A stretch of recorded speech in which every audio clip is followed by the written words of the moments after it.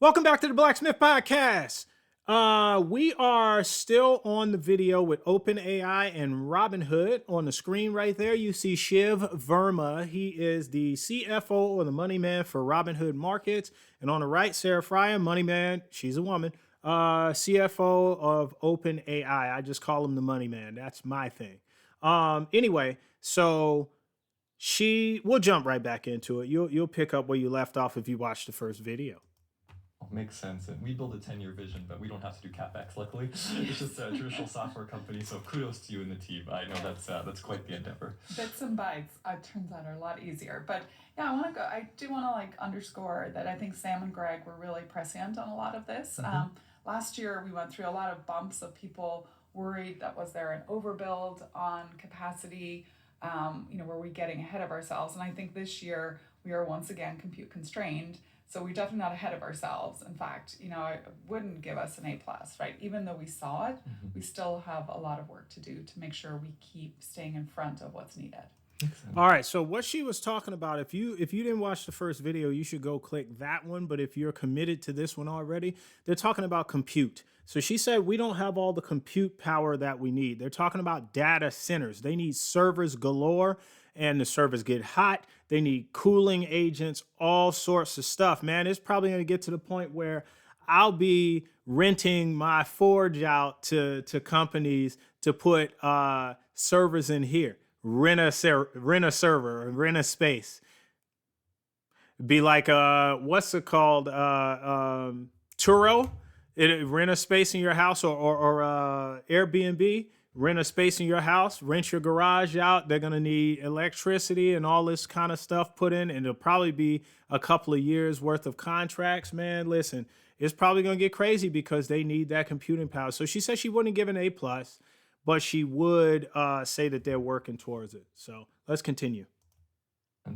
So then thinking about the 10-year vision a little bit more, going out farther, you have one of the best seats in the entire world at the forefront of this technology. What gets you the most excited when you look out 5 years from now, everything that you're building internally? Would love to learn a little bit more about that. Yeah. I don't even know if you can go 5 years at the moment with this technology, but I will definitely say over the next couple of years, what I see coming is, as we build towards AGI, you are getting to this moment where I think everyone in the world can have a personal assistant at their side. And needs it. It's hard sometimes to imagine a technology before you feel it. So I was talking to someone earlier about the first time you got in an Uber and you went somewhere, like somebody else's car, it was a little I don't know. Yeah. The very first time maybe you put a credit card on a website, right? That maybe felt like, wow, I'm doing the things, or is the purchase going to show up at my door? I think we're getting to that point now where people are starting to feel what it's like to have a personal assistant. Now, that might start with things you do in your personal life, like maybe an assistant that can help you book travel, or an assistant that can help you think about what to cook for dinner tonight. But in our work life, it's happening very quickly, where I'm starting to think about how do I direct a team that is both people plus agents. I've been thinking about my org chart that way. I've been pushing my team to build their org charts that way, so that I can think about not just nurturing the people on my team.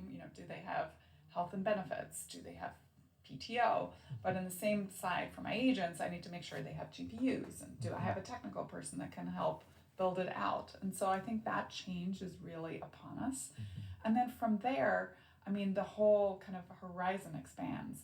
We just launched a model last week called Rosalind. Really love it because this one is focused on OpenAI for science, but in particular healthcare. Okay. We know already that people come to ChatGPT every week to ask health and wellness questions.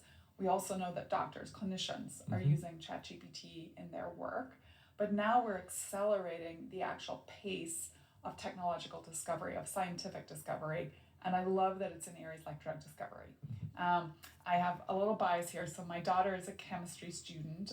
She's an undergraduate, but she is obsessed by this idea of working on new drugs. Like how could you cure cancers that people have never been able to cure?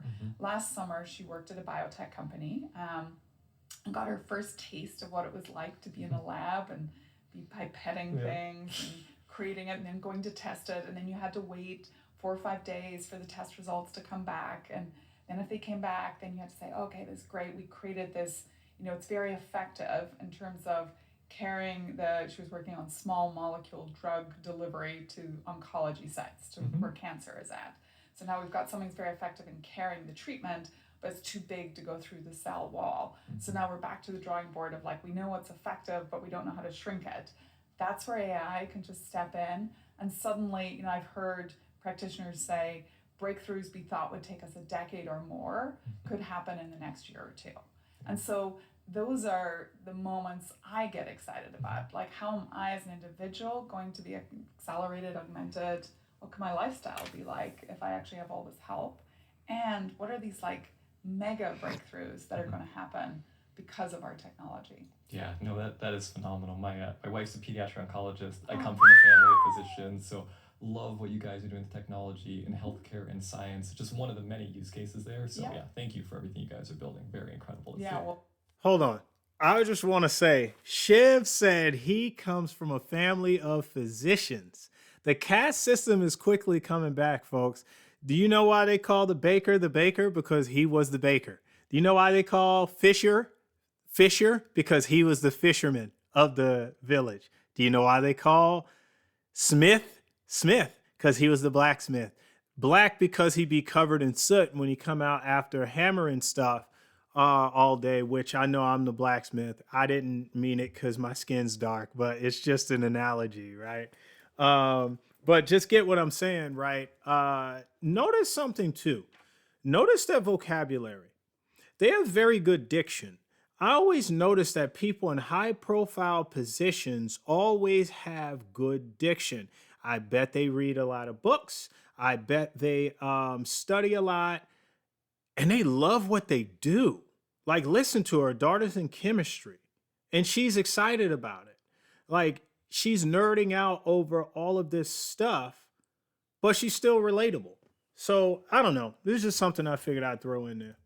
Well, thank you for what you and your family, no, thank you. Your wife does. That is a hard job. Pediatrician, what a job oncologist, see a childhood cancer. So ill and leave your hospital and have a great life, or leave the hospital and not be alive.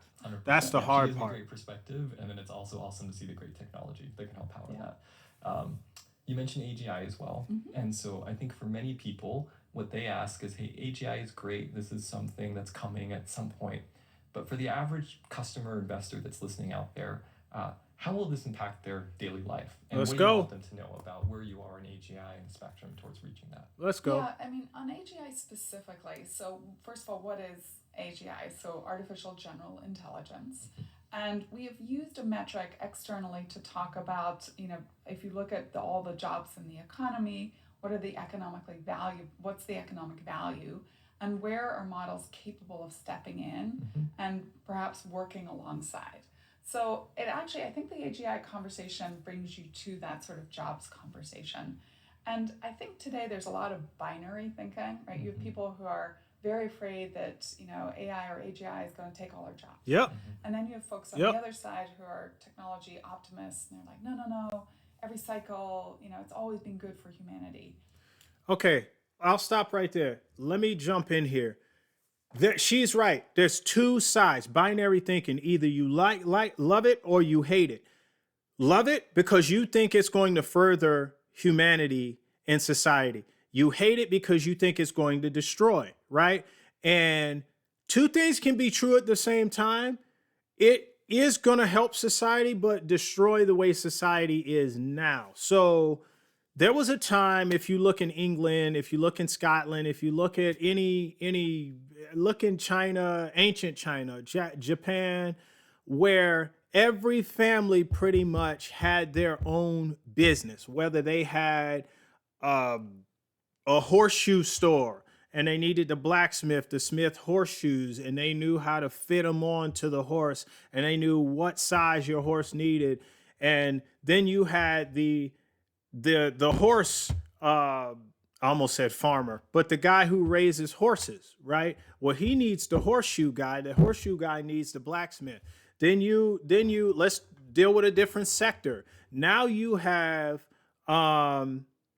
the baker. The baker bakes cakes, bakes bread, bakes all kinds of things. They take special orders. Well, you have the wedding planner. The wedding planner plans weddings. They need the baker to bake them a cake, right? Then you have the person that makes dresses, the tailor, right? The tailor makes dresses and the wedding planner buys them. Normal everyday citizens buy them as well, but they need the wedding planner who needs the baker. You see what I mean? So everybody can, it's going back to a time where everybody can have their own small business again, right? And whatever they specialize in. And oh, by the way, you don't need another person to help you because you have some husbands whose wives are disconnected from what they're doing, or wives whose husbands disconnected from what they're doing, but they still might need help. This is your help right here, right? This is what she's saying. In reality, I think it's a balance. We just put out a report from our from our chief economist on Friday that actually went deep into the data and said, job by job, there are definitely jobs that will get disrupted. See? And in many cases, I think those jobs probably should be re-looked at. I mean, through the course of history, right? Like what? Pre-industrial revolution, we used to put children up chimneys to sweep. Like, those jobs should be totally disrupted. At the same time, I kind of disagree. I think a kid should learn what hard work is all about. You'll have more of a respect for what your parents do. You'll learn the value of a dollar and all that kind of stuff. Do I agree with kids and chimneys? Not that necessarily, but I don't think it's anything wrong with a kid cutting grass. Cut that grass because you live here too. And clean your bathroom. Wash some dishes. You need chores because the only way you will, and this isn't really about parenting so much, but how are children going to come up in this? Children have to start using it too. But I do agree that kids need a healthy, they still need to be children, but they still need a healthy respect. And it's different levels for different ages and maturity levels, right? But they need a healthy respect for what's going on in the world of adults as well, because they're going to get ready. They're preparing to be adults. I think there's a wide swath of jobs that will be augmented, right? We talked about our finance team. Give us an example. I still think there is a need for a human in the loop. See? When there's a final risk-based decision to be made. Yeah. Our auditors are probably always going to want us to show how did we know that this was the next best step to take, this was the right outcome, that we did balance the books. And then I think humans are incredible in their creativity. So what we don't even know yet hasn't been created. Again, as the mom of folks who are going through college right now but starting to think about jobs, I always get asked, what do I tell, what's my advice? And so I go back to number one, be curious. Like everyone right now, if you're listening into us, you should absolutely embrace this, like learn, because everybody else is learning around you. Yep. And when I'm hiring, certainly, I'm looking for people who have shown curiosity and have started to build a skill set of how to use this new technology, because I want them to come here and teach me. Second thing is people who are adapting. Imagine that. I'm sorry, but listen, imagine that. You go for a job interview at OpenAI and the CFO, the money man of the, she's a woman, I always say the money man, the CFO, the money man of the business says, teach me something I don't know how to do with AI, and you got the job. You know what that's like? That's like that Will Smith movie, The Pursuit of Happiness, where he's talking to the guy, bending his ear, trying to get into insurance sales. It was life insurance sales, right? And the guy's like, hey, I can't fidget with this thing and figure it out. It was a Rubik's Cube. And he's talking to the guy on the way, and Will Smith is trying, and solved the darn thing right at the second they stopped the car and was ready to get out. And it impressed the guy so much that he gave him a shot. Could you teach your boss something? I don't care what your field is. You could be an HVAC technician. If your boss said, hey, I'm having this issue with an HVAC. You're a technician. You have experience. I'm using AI to troubleshoot. Could you use AI and find out what this issue is for me? At an interview to get the job. That's where we're headed, folks. Like we are all living in this time when even just our potential for longevity has gone up, right? We're talking about these breakthroughs in science. So the chance, I can't remember the exact stat, but it's something like of today's Gen Alpha, 95% of them will live to be 100. I mean, I'm probably overstating that metric, but let's just say you get 100 years. Adaptability will be needed because you're not going to learn everything in your first 20 years of life. You're also not going to do one job, I think, for your whole life. And so I look for people who are very adaptable.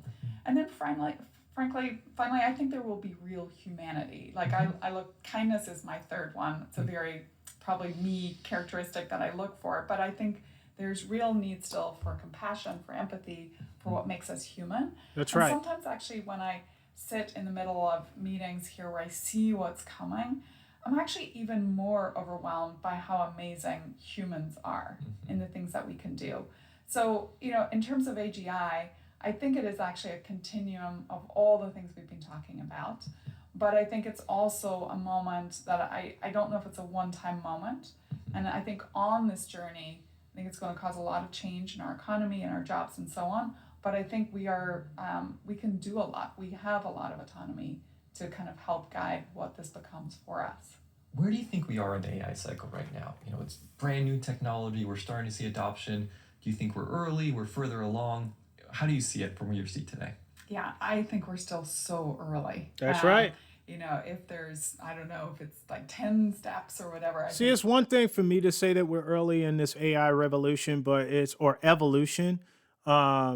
It's another thing for a CFO for one of the leading AI companies, if not the leading AI company that's still public, by the way, private, to say it. Two CFOs. She said it, but he would agree. I guarantee you, he's just interviewing her. I think we're still in step 1 or 2. See? So the good news is if you're just getting Infancy. going, you're not behind. Not yet. Is still learning. Not yet. What I get excited about is that this dawn of the agent era beginning. But again, customers are doing a lot of what you talked about. They're kind of giving it to their employees and saying, trial, test this, experiment.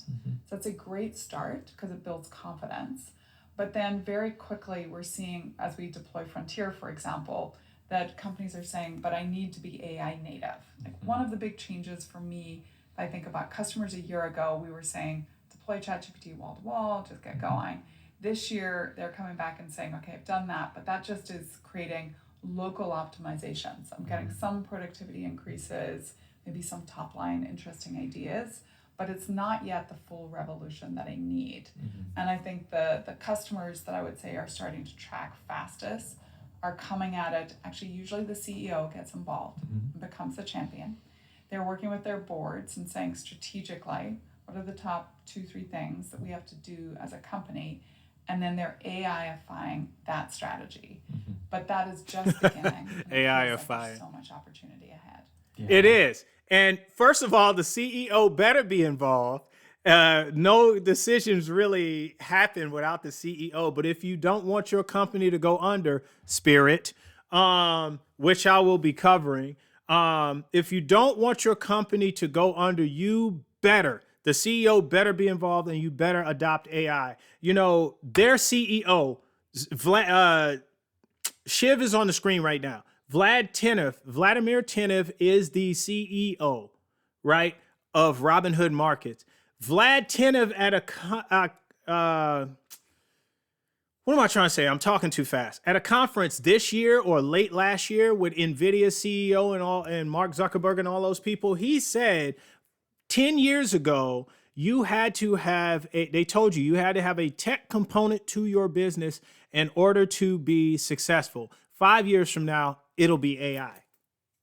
Chew on that. I fully agree. That's what we started with when ChatGPT came out for enterprise in 2022. Vlad was on the phone with Sam the first weekend saying if we could adoption. See that? Now we're entering the era of agents. Because he's got vision. Help train our employees and our workforce. And what I love is, as we said before, it's just happening organically. Once that light bulb moment goes out, you really understand the power of technology. Come on. So I think the more people that use it, the faster it's going to be. Come on. It's so true. And one more thing I'd add there, there's actually a terrific report that came out last week from Stanford on the state of AI in 2026. And one thing they looked at was They asked a number of questions by country. And what you start to see in the data is there is a real bifurcation starting to happen. Bifurcation. In particular, I would say China Word of the and day. some of the countries nearby, kind of an APAC cohort, that is very upbeat and optimistic about what AI is doing for their opportunity. And then you're starting to see a swelling sense of foreboding happening, I think, here in the US. Again, it's not to be Pollyanna-ish. Like, we have to think about the risks. We spend a lot of time internally at OpenAI on safety, on alignment, and before we roll models out, there's a very intense process to make sure we're doing it in a good way. At the same time, I think creating fear on a technology that has so much potential. It's like if we rolled out electricity and all we talked about was the potential to be electrocuted, we would be really doing people a disservice, right? We'd That's true. Candles on the Good table point. right now. Good and point. So I think we have to find a path, whether it's through our education system, through our government system, and then in the world of work, right? We as leaders in the workplace, we have to kind of bring people with us, and it's a ton of fun because you get to see real upside. Oh yeah, absolutely. I think what we're telling our employees is we want to invest in you. We want to give you the tools and teach you. Go explore it, learn it. And when you take that mindset, then rather than take something you have to do, but it's an investment, we tend to see a lot of excitement there. One thing that's really top of mind right now is safety. And we know that's very important to OpenAI and everything that you do. We'd love to hear a little bit more about how you think about that. Yeah, thank you for asking that. It is vital that we continue to earn trust all the time with all of the partners and customers that we work with. I'll maybe go back to the example I gave in healthcare. So as we roll out a model like Rosalind and work with customers like Amgen, Moderna, Ginkgo Bioworks is a great example, that they know trust is inherent into the model. As we work with the banks that I talked about earlier, right, that is a whole vertical where trust and safety and security is everything. And so they want to know before they come on board as a customer that we've put in place all of the correct, like all of the technology around it that makes it easy for them to deploy, that it's safe for them to deploy, and of course that it's part of their whole risk posture as well. Makes sense. So I want to go back to close the same way we started. So Robinhood's mission, democratize finance for all, was super important for us to give customers access to the private markets. And as I mentioned, OpenAI, frontier technology company, you can take capital from anybody in the world, given your size and scale.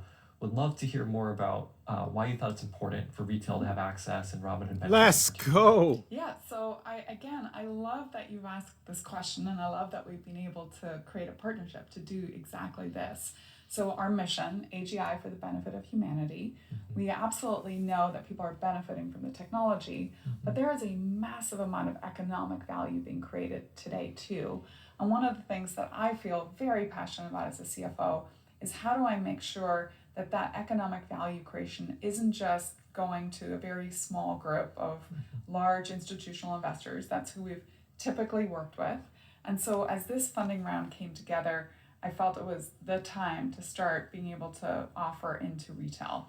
We did that a couple of ways. We worked with a series of banks in order to be able to go direct to individuals. But then getting to the general public, that's actually hard when you're still a private company. Oh, yeah. You want to do it appropriately and, again, safely. SEC. But Robinhood was an excellent avenue for that. The closed-end fund that you just launched, RVI, right? Yep, RVI. correct. It just felt like a very good step for us to begin to offer out to the public, but in a risk-adjusted way, because the portfolio gives you some counterbalance It's in there to an be index just single fund. stock oriented. So that was very attractive to us, and we've gotten it out today. Hopefully there's more to come over time, and yeah, delighted that you're helping us democratize access because it's your mission and it's something we care deeply about. Oh, love it. Yeah, super mission aligned. And when we rolled out the fund, the number one request we got from customers are when are we get access to certain companies? That's right. So we're very excited to give people access. In the earnings Sarah, call thank you so I much just for having covered. us. It's been a really insightful conversation. We're so excited to partner with OpenAI, to be customers and now to be shareholders. Thank you so much. All right, so that was the video, CFO to CFO, Robinhood to OpenAI. I hope you paid attention, but I will close this out with a couple of words, okay? So basically what you have here at the end of that, Robinhood said that they are looking to democratize access to even private capital, or you'll hear private equities, private companies to retail investors. They just mean the common man, right? And OpenAI CFO said that they are on board with that too. So if you really think about it, not everybody who starts a company is just so money hungry that all they can think of is the bottom line, right? These folks are have morals and ethics, and they're saying we know the rich get richer because as an accredited investor, and she kind of said it without saying it directly, there have been some hurdles to getting it out to retail investors. It's the SEC, because the SEC says that unless you're an accredited investor, meaning you can't invest in private companies. That just means that you have a net worth of at least $1 million, and you're excluding your primary residence, because that could have been handed down throughout the family, making you a millionaire now that you inherited it, right? You have to have $1 million net worth, have earned $200,000 a year for 2 years, and be on pace to do it a third year. Or if you're married, make that $300,000. That's an accredited investor. Most people have never and will never fit that criteria. Thus, they will never be able to invest in private equity. Robinhood was on a mission to allow people to invest into private equity, the common man. And they went to OpenAI with this idea that if they created Robinhood Ventures, an index fund, that they could be a part of the index fund, not just have an OpenAI stock because they're not public, so they can't do that.